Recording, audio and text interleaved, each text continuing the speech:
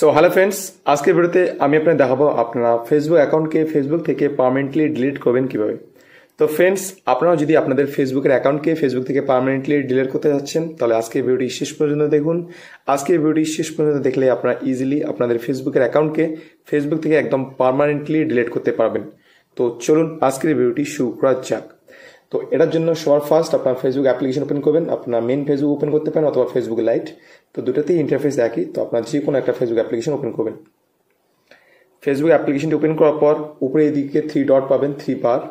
তো সেখানে ক্লিক করবেন। সেখানে ক্লিক করার পর এরকম ইন্টারফেস দেখতে পাবেন। এরপর আপনার স্ক্রল করে নিচে আসবেন। নিচে আপনার সেটিংস অ্যান্ড প্রাইভেসি নিচে আপনার সেটিংস অপশন পাবেন। তো সেই সেটিংসে ক্লিক করবেন। সেটিংসে ক্লিক করার পর এরকম ইন্টারফেস দেখতে পাবেন। উপরে থাকবে মেটা অ্যাকাউন্ট সেন্টার। তো আপনাদের এখানে ক্লিক করতে হবে। এখানে আপনারা ক্লিক করবেন। এখানে ক্লিক করার পর আপনার এরকম ইন্টারফেস দেখতে পাবেন। এরপর আপনার স্ক্রল করে একটু নিচে আসবেন। নিচে আপনার একটি অপশন দেখতে পাবেন অ্যাকাউন্ট সেটিংয়ে পার্সোনাল ডিটেলস। তো আপনাদের এই পার্সোনাল ডিটেলসে ক্লিক করতে হবে। পার্সোনাল ডিটেলসে ক্লিক করার পর উপরে আপনারা দেখতে পাবেন কন্ট্যাক্ট ইনফো, তারপর আপনাদের বার্থডেটা দেখতে পাবেন এখানে, যেটা বার্থটা। আর তার নিচে দেখতে পাবেন আইডেন্টিটি কনফার্মেশন, আর তার নিচে থাকবে অ্যাকাউন্ট ওনারশিপ অ্যান্ড কন্ট্রোলস। তো আপনাদের এই অ্যাকাউন্ট ওনারশিপ অ্যান্ড কন্ট্রোলসে ক্লিক করতে হবে। এখানে আপনারা ক্লিক করবেন।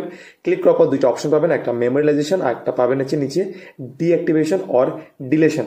তো আপনাদের এই ডিঅ্যাক্টিভেশন অর ডিলেশনে ক্লিক করতে হবে। তো আপনারা এখানে ক্লিক করবেন। এখানে ক্লিক করার পর আপনার ফেসবুক অ্যাকাউন্ট শো হবে এবং সেই ফেসবুক দিয়ে আপনারা যদি কোনো ইনস্টাগ্রাম আইডি ক্রিয়েট করে থাকেন তাহলে সেই ইনস্টাগ্রামটাও শো হবে। তো আপনার ফেসবুক অ্যাকাউন্টে ডিলিট করার জন্য তো সেই ফেসবুক অ্যাকাউন্টের সাইডে যেই অ্যারো চিহ্ন আছে সেই অ্যারো চিহ্নতে ক্লিক করবেন।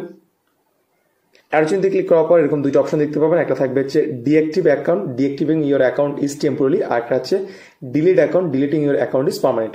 তো উপরেরটা হচ্ছে আপনার টেম্পোরারি আপনাদের অ্যাকাউন্টকে ডিঅ্যাক্টিভেট করতে পারবেন, এটাতে কিন্তু আপনাদের অ্যাকাউন্ট পার্মানেন্টলি ডিলিট হবে না ফেসবুক থেকে। আর নিচেটা হচ্ছে ডিলিট, এটা যদি আপনারা করেন তো আপনাদের যে ফেসবুক অ্যাকাউন্টটা সেটা কিন্তু ফেসবুক থেকে একদম পার্মানেন্টলি ডিলিট হয়ে যাবে। তো আপনার এই নিচেরটাকে সিলেক্ট করে তারপর কন্টিনিউতে ক্লিক করবেন। কন্টিনিউতে ক্লিক করার পর এরকম ইন্টারফেস দেখতে পাবেন। এরপর আপনাদের আবার কন্টিনিউতে ক্লিক করতে হবে। কন্টিনিউতে ক্লিক করার পর আপনাদের একটা রিজন দিতে হবে। রিজন মানে হচ্ছে কারণ, যে কি কারণে আপনারা ফেসবুকটাকে ডিলিট করেন। তো এখান থেকে একটা র্যান্ডামলি যে কোনো কারণ দিতে পারেন। তো আমি এখানে একটা যে কোনো কারণ দিয়ে দিচ্ছি। দেওয়ার পর আপনারা কন্টিনিউতে ক্লিক করবেন। কন্টিনিউতে ক্লিক করার পর আবার আপনাদের কন্টিনিউতে ক্লিক করতে হবে। তো কন্টিনিউতে ক্লিক করার পর এরকম ইন্টারফেস দেখতে পাবেন। এরপর আপনার স্ক্রল করে একটু নিচে যাবেন। নিচে আসার পর আপনার এখানে একটি কন্টিনিউ অপশন দেখতে পাবেন। তো সেই কন্টিনিউতে ক্লিক করবেন।